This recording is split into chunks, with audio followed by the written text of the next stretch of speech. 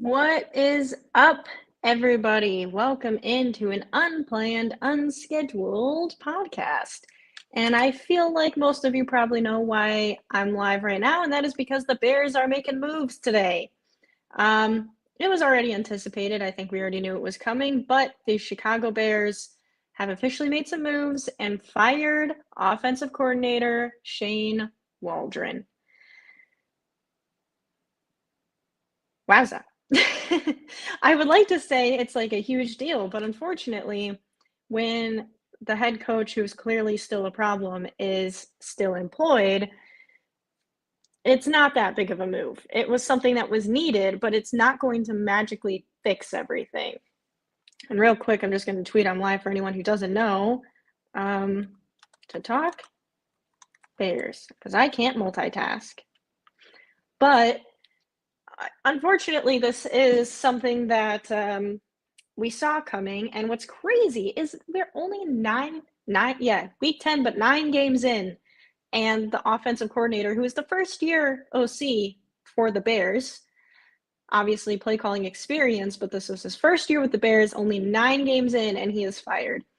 There is a heck of a lot I could say on this. I am going to keep it short because I will be going live later today, this evening, with the Irish Bears podcast, where we're going to talk all about the Bears and everything that's been going on. So we're going to keep this one a little short, but I did want to go live to just kind of talk and see people's input on the situation. Obviously, Matt Eberflus is still employed. However, Matt Eberflus can't fire himself, and we really don't know. Does Poles want to fire him, but he can't because the McCaskies say no?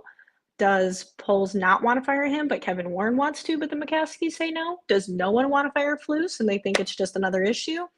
I don't know. But I think something that jumps out to me, and I feel like jumps out to most people, is the fact that Matt Eberflus is now 2 offensive coordinators that he has hired have been fired. And one, Luke Getsy, has already been fired from his second job in under a year.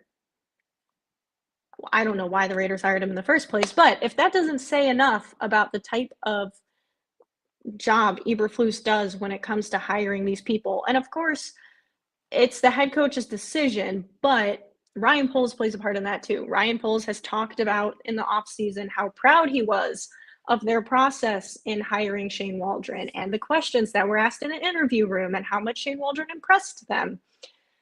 And yet, here we are. I think it's very, very telling of the head coach when 2 of your offensive coordinators that you hire in a year are both fired. It's pretty disappointing, but I guess if you're a Bears fan, it's not shocking because how many times have we been here before? And I'm not sure what it looks like going forward. We do have, let me pull up the picture here. Thomas Brown here is going to be the new offensive coordinator for the Bears. He's currently the passing game coordinator for the Bears. Formerly was on the Rams, and after that, he coached for 1 season as the offensive coordinator for the Carolina Panthers, who, as we know, were terrible last year. Now, not all of that was on him. He wasn't the play caller the entire season for the Carolina Panthers, but I don't know. I mean, I've seen some people sharing some information about him to try to give some upside, and maybe there is upside to him, and maybe he will surprise some of us with what he does. And I think at the end of the day, I am scared to jinx it by saying it, but it can't get any worse, right? I'm gonna knock on some wood right now because I don't know at this point. It definitely could get worse, and we just don't know. And I think he can bring some new insights, hopefully switch up the roles that these wide receivers are currently playing in. For example, I don't think DJ Moore should be our guy going deep. I think that should be Roma Dunze, and the list goes on. But at the same time, obviously, unless he comes out and shocks everyone, I don't think he's our long-term answer. And even if he does come out and shock everyone, I don't know. I would still want the Bears to explore other options. But Hopefully, this can give a resurgence to the offense that is dying right now, and that's all we can do. We can try to find the positive, but the fact that we're already here, 9 games into our rookie quarterback's first season is terrible. The fact that the McCaskies once again are not making an in-season firing of the head coach, terrible. Um, I just don't know. None of us know what this means going forward for Caleb Williams and the rest of his career. This could completely derail him, or we can have a big bump in the road and get past it somehow. But I, I think it's valid if you're concerned for Caleb Williams and his career. And obviously, Caleb Williams has not been playing great, but with this dysfunction going on around you, like this was supposed to be the best situation a rookie quarterback has ever gone into. And here we are. It's just, I don't know. It's really hard because I feel like the state that most Bears fans in is in just acceptance that we're never going to be good. Because there was so much hype going into this offseason, and not just hype in terms of, you know, Caleb Williams this, Caleb Williams that. Like, yes, that was part of it. But I think it was kind of the thought process of this is it. Like, we have the talent at the wide receiver. We have the number one pick cornerback, and we hired a new offensive coordinator. And we have a good defense. Like, if this doesn't work, not that anyone expected a Super Bowl year this year, but expected something, some sort of showing. And the fact that this is where we're at after 9 games, I think just proves that no matter who's the head coach, no matter who's the GM, the owners are still the owners. And this team is never going to get better unless something happens with the ownership, because at this point, it's just ridiculous. And I want to get into some comments here quickly. Jason B, you should take the OC job. You know what? Honestly, could like I can't be any worse. I can't be any worse than Shane Waldron. I mean, it takes any common sense Bears fans to know what was going wrong. Granted, a lot of this is personnel. The personnel are not performing well. So there's only so much an OC can do with that, especially with a bad offensive line, bad output from your talent on your team. But that being said, some of the stuff they're doing is just not it. One down, one to go. Exactly. That's the state of it right now. Upside is he can't be worse. That's literally the upside. And we don't even know for sure if that is the upside. They could go out there and stink it up. And what a game to be doing it against than the Green Bay Packers. Like, good luck. I mean, geez. And maybe, who knows? Maybe something crazy happens and this is a resurgence and the Bears come in as major underdogs, expecting to get blown out against the Packers, and they come out and win. But at this point, I am never taking the Bears to beat the Packers until we actually see it happen. Trubisky, 2 head coach in first 2 years. Fields, 2 head coach in first 2 years. Williams, 2 head coach in first 2 years. Yep, it's looking like it. It's looking like it. And I have a lot of thoughts on this topic that you're bringing up right here with the constant quarterback head coach turnover thing happening. I have a lot of thoughts on it, and I don't know if I want to get to them all in this one. I think I'm going to save it for a video I'm making for the channel, and maybe the podcast tonight I'm doing with the Irish Bears. But I have some thoughts, and I just think it's interesting, and I think as much as people, can agree that Fields had his flaws, I think there's some truth to people who said that it's bigger than the quarterback, and a lot of things the head coach needs to change, the coordinator needs to change, the offensive line needs to change. A lot of things need to change for this team to find success. I think, unfortunately, we're seeing that that's true. I think we thought that maybe Caleb Williams coming in with a new OC, with some bigger weapons on the offense, would be the difference maker and could overcome some of the struggles of a bad offensive line or shaky play calling.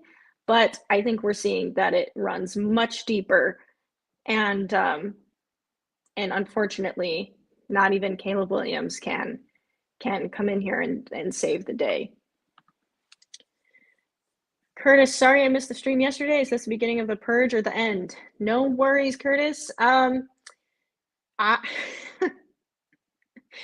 um I would say the beginning of the purge, I guess, because I hope, if they don't do it mid-season, then once the season is over, everything's getting stripped to the studs again. And I don't know, I think Ryan Poles has a high chance of staying around even if they fire Eberflus. But depending how tied he is to Flus, there's a potential Poles goes to. I don't think he will. I think he'll get an option of picking his head coach again, but there's definitely some finger pointing that could be directed Ryan Poles' way as well, especially when it comes to the offensive line and when it comes to the OC hire and the head coach hire. Like, he technically hired both of them. So, Ryan Poles deserves a lot of this blame too. So, I don't know. We could see a total purge and everything just taken out, but it's hard to say right now. Hard to say. And I did want to bring up because I saw a tweet today from Sylvie, from Waddle and Sylvie, that really, really surprised me if it's true. I don't know his sources, but obviously he's tied in with the Bears and with the media and everything there. And something that really, really surprised me was his tweet basically confirming what someone else had already put out there, that multiple Bears players did approach the coaching staff or higher ups, whoever it was, and say that Shane Waldron needed to go. And that some veterans were advocating for Tyson Bagent to start. I don't know if that's true. I don't know.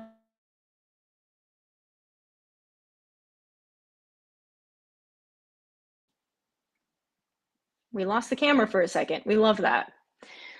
I don't know if that's true. I don't know who his sources are. I don't know the details of it, but obviously he's connected, so it has to come from somewhere. If that's true, by the way, let me know if you guys can't hear me because I don't know why I just disconnected, so hopefully my sound is still good. But if that's true, what? Like, if that could be the biggest dysfunction we've ever seen from a Bears organization, even including the Trestman years. I mean, if 9 games into the season, the report is true that veterans are calling for the rookie quarterback to be benched, I don't know, man. I don't know. And I don't think that's fair to Caleb. But at the same time, the only reason I think there might be some truth to that is, one, we've seen the frustration on the field, right? We've seen DJ Moore clearly frustrated. And I don't necessarily agree with all the DJ Moore slander because DJ Moore has been a standout dude for us since he's been here and in his career in general. And I think people forget DJ Moore's personality has always been very like monotone and very sarcastic and very like one tone, whatever. So like some of this is just him. Like he's not the most like outgoing, flamboyant dude out there. And I just think that needs to be kept in mind. But that being said, I think it's valid that he's frustrated. He's not getting catches. And as much as, this isn't a Caleb versus Justin thing, but like he had a really good year last year with Justin Fields. Like that is true. You can't dispute that. He had one of his best years as a wide receiver with Justin Fields last year. And now, complete 180. He's having a total fall off. Is that all Caleb's fault? No. But it's valid for him to be like, what the F is going on? And he just signed a massive contract with the Bears. So like he's here. Like he's here to stay. And I think he's probably worried that he's going to be part of another rebuild. And that's not, he thought this team, when he was signing his paperwork, was about to be a contender. And now looking how it is, I don't blame him for being frustrated that this team seems like it might be headed towards a rebuild after trying to rebuild the first time. But the reason I think there might be some truth to that is because of, one, the frustration we see on field, primarily from people like DJ Moore. But also, I mentioned this a few podcast episodes ago, that I think it was after the first big loss, after Commanders. I said, if this continues, the people you're going to lose first in that locker room is going to be the vets because the rookies, the newer players, like they haven't been through all the highs and lows yet with this team. But these vets have been through some really low lows. Players like Jalen Johnson and Cole Kmet, they were here when we won 3 games in a season. They were here for the rebuild. They were here when Mitch went and Justin Fields came in. They were here when Justin Fields went and Caleb Williams came in. They've been here. So I think that for some of these vets, even though from our perspective, we know it's about the main focus, the main priority this year has to be, you know, develop Caleb Williams and let him learn on the go. For some of these vets, for some of these players, it's about winning. Like for this team, it's about winning, but for them, they're sick of losing. They're tired of it.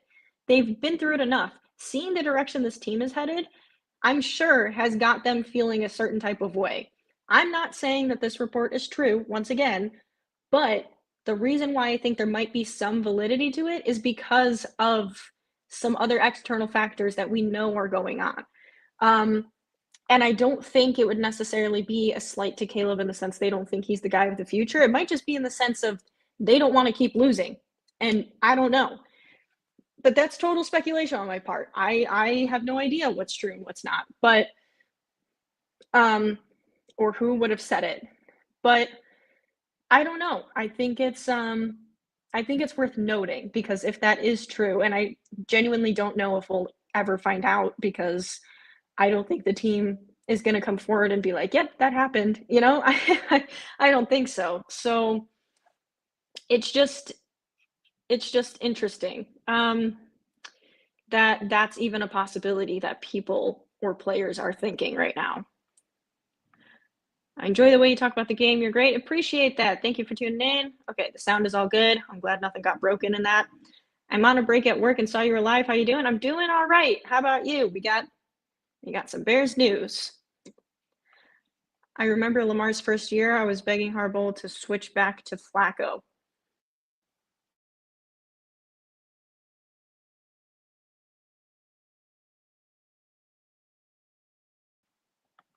Hopefully we're back. Let me know if the sound's not working again. I don't know what's happening. The camera just keeps cutting out. That's cool.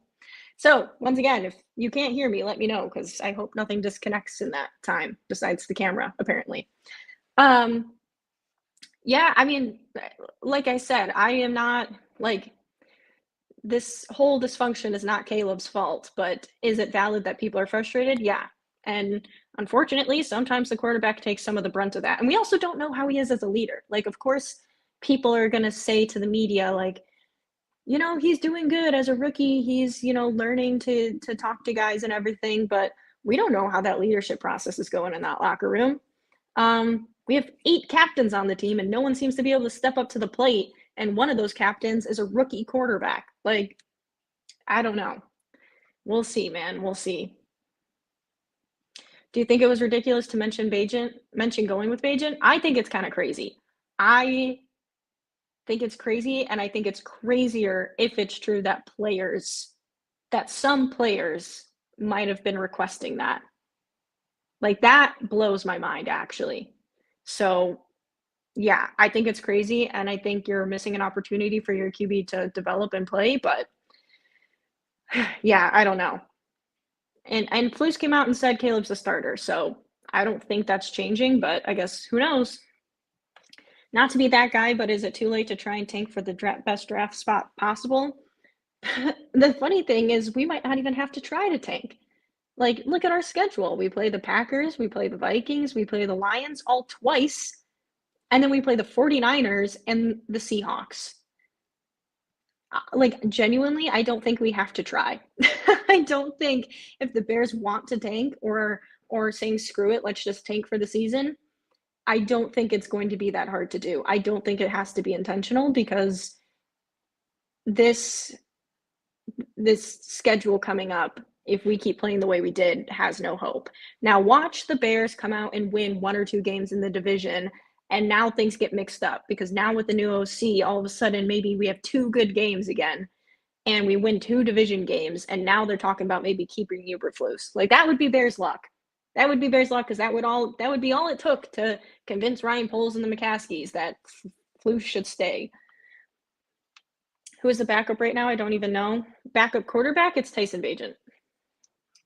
Tyson Bagent, which I am curious to see him play more. I don't want it at the cost of Caleb, but I am curious because I think Tyson has a lot of untapped potential to develop as well. But unfortunately, he's just not going to get the touches as a backup to do so. They'd have to tank really hard to do that. There's 11 teams with less wins than the Bears and 5 other teams with 4 wins. I don't know if the Bears can't win another single game on their season, it would be crazy. Like it wouldn't be crazy. It's entirely possible with the schedule that we have. Who knows? I don't think we're getting like number 1 pick, and I hope we don't. But you know, it's definitely in the wheelhouse to be like one of the worst teams in the league. Bears could lose out and still have hope for a top 10 pick. Yeah, exactly. That's what I'm saying. It's 100% a possibility. Rome, damn, I'm late. It's okay. It was a emergency podcast, so there wasn't a lot of heads up. And we're not going to be live for too long today because I have another live later and I have some other stuff to do today. But I wanted to get a little podcast in for this emergency news situation. You got to just ride or die with Caleb Williams. You get what you get. There's no other way to see if he gets good. No, I agree. That's why I'm saying I don't think the Tyson thing is a good idea. I think you have to stick with Caleb. You have to let him play it out and see how it goes. If he gets benched also, what does that do to the dude's confidence? What does it do to him going into next season only having 9 NFL games under his belt? It's better than nothing, but then what? Then he goes an entire second half of the season, an entire off season without playing any football again before he takes another NFL snap week 1 next year. Like, then he's raw just because of the fact that he hasn't played in so long again. So I don't know. It's I don't agree with that, and I don't think the Bears are going to do that, but I do think if the Bears get to like a few weeks from now and we're still losing every single game and Caleb Williams is still getting sacked, I think and I would hope that they consider taking him out. Not because he's playing because of anything against him, but because what's the point? If we're not getting anywhere close to playoffs and Caleb is getting constantly sacked towards the end of the season, then I would say throw in Tyson Bagent for the last like 3 games and see what happens, because let's not risk Caleb injury at the end of the season. But that's the only time I would kind of be like, all right, screw it, throw in Tyson, but not right now. Maybe it would be good for him, take some of the pressure off and let him work on his issues for a few games. Look at Bryce Young. He can suddenly play better with a worse off team. Maybe. It's possible. I don't know. Bryce also had like a whole year of playing as the starter and then came in this year as the starter and then sat for a few games and is now playing again. Like Caleb only having 9 games under his belt and ending on a bad note and then not playing again until next season. Like maybe there's some benefit to that. I don't think it would be worth it. But who knows? Maybe they do think it's worth it and that's the decision they make. But like I said, my main concern would be injury, and that would be the only time I would say towards the end of the season, if we're a lost cause, then sure, start Tyson for the last few games and save Caleb Williams. But I just don't think it's the right move right now. I think something I brought up before in another podcast was the Bears quarterback coach. That was Ryan Poles' solution to, Caleb Williams has a lot of issues right now. His footwork, his accuracy, him holding onto the football too long. And, it makes you wonder what the quarterback coach is teaching him. And this quarterback coach, remember, was supposed to be the replacement for not having a veteran quarterback in the room, because Ryan Poles decided that this guy from the CFL would make a better, or at least an equal, role, because they didn't want to get rid of Tyson Bagent, which to that extent I understand. However, they decided to use that as their reasoning for not having a veteran in the room for Caleb to learn from or lean on. And this is what we have. And I'm not saying a veteran quarterback in the room would have like saved this season or allowed Caleb to suddenly perform better. But I do think there's truth to the fact that this this quarterback room is young and fresh. It's Caleb and it's Tyson, who has played like 4 games in his NFL career as a backup. And that's it. That's his only experience. And then we have a person on the practice squad, like who's also a rookie quarterback. This quarterback room is extremely young and has no veteran leadership or experience to lean on. And your quarterback's coach is a dude who was in the CFL, which, no disrespect, I'm sure he's talented, but like, come on. I wouldn't make the backup the starter, just give Caleb some time off. Yeah, I don't know. Maybe that's what they do. I just don't. I would be more so worried about that, like killing his confidence and just causing more harm than pros. But I guess it depends. It depends how they approach it. Depends if Caleb would be receptive to it. Depends if it would benefit the team and Caleb in the long run. Maybe. I just don't know if it's the right thing for them to do right now. But I don't make the decisions, so who the heck knows? Not me. It's just the Bears have a lot of issues, and it's deeper than Caleb Williams. It's deeper than the offensive coordinator getting fired. It's deeper than the head coach. It's deeper than the GM. It goes all the way to the top and trickles down. And you know what? I've heard Greg Braggs talk about it too, and we have eight captains on this team, and they all keep talking about how there's people who are having low effort in practice and not practicing hard enough. Okay, well then step up to the plate. You're a captain. There are 8 of you. If you want people to get in shape, then do something about it. Stop complaining about it to the media. Like one time, sure, but at some point you can only blame the coaches so much for that, and you as leaders need to step up to the plate. I don't know. I just feel like there's a whole level of dysfunction. And I know it all started because of this Hail Mary, but let's be real. The problems were there from the beginning. Look at how the Bears started week 1. They were terrible. The offense was terrible week 1. Week 2, once again, bad. We lost to a bad Colts team. And then on top of that, we play 2 good games against really bad teams and really bad defenses. And then we come out the rest of the season looking like crap. And yes, the Hail Mary was like the nail in the coffin. But the first 3.5 quarters of that game, we also played terribly. Like the offense was abysmal the entirety of that game until one touchdown drive in the 4th quarter. That was too little too late. Like, yes, the way it ended was terrible with the Hail Mary, but I don't think that if the Bears had won that game, our results would be that much different. I think this conversation would just be delayed to next week, post-Packers game, when we have an epic collapse against them, and then there's even more emotion involved because we're going against the team in our division that's our rival that we can never seem to beat, and Shane Waldron would still be calling the plays.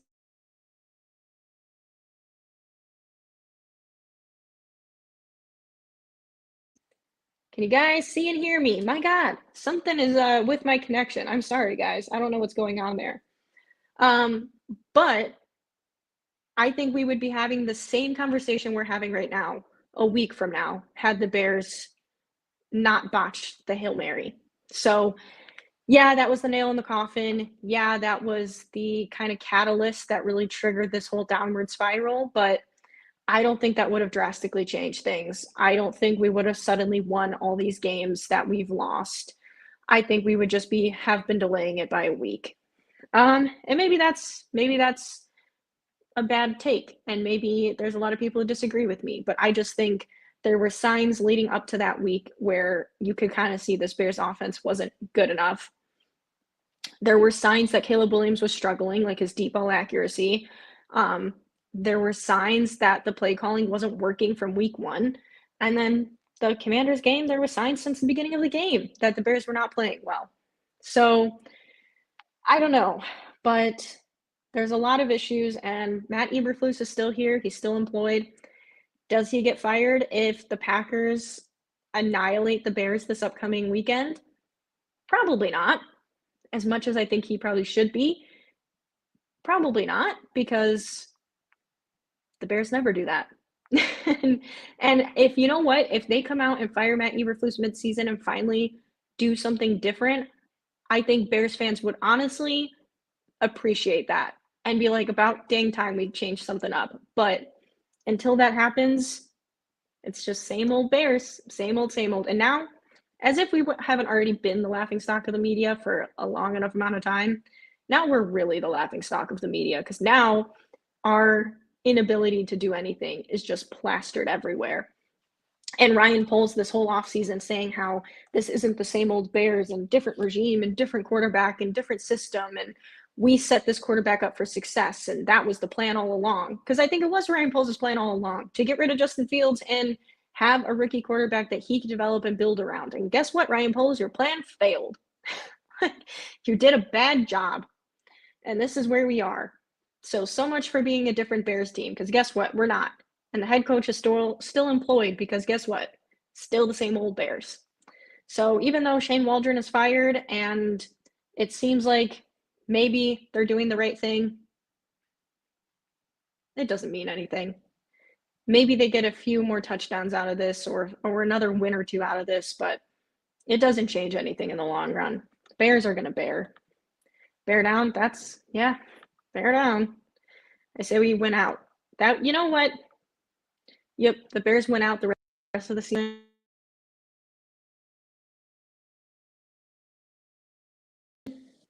I think this might be an indication I need to end this live soon, because if this camera disconnects one more time, I might chuck it across the room with this on top of the Bears news. I'm losing my mind. I don't know why it's doing that. But this sucks. It sucks that this is where we are again, and it sucks that nothing is changing. But I will be live later with the Irish Bears podcast to talk more about it. If you guys are interested, go ahead and check them out. I will try to link their channel in the description of this video after I'm done going live, so that you guys can go and subscribe to them and get notified when they are live later, and we will be talking all about this Bears news. So I appreciate you guys all for tuning in. Hang in there, Bears fans. We're going to be all right. Probably not, but hopefully. And I appreciate you guys all for watching, and don't forget to like the video if you guys enjoy it, and subscribe if you're new. Welcome in. I talk Bears and NFL content, and I'll be live on Thursday for some Thursday night football. So stay tuned. I appreciate you guys. As always, I'm Alexis Jade, and this has been the Chicago Podcast Emergency Edition. Thank you. Bye.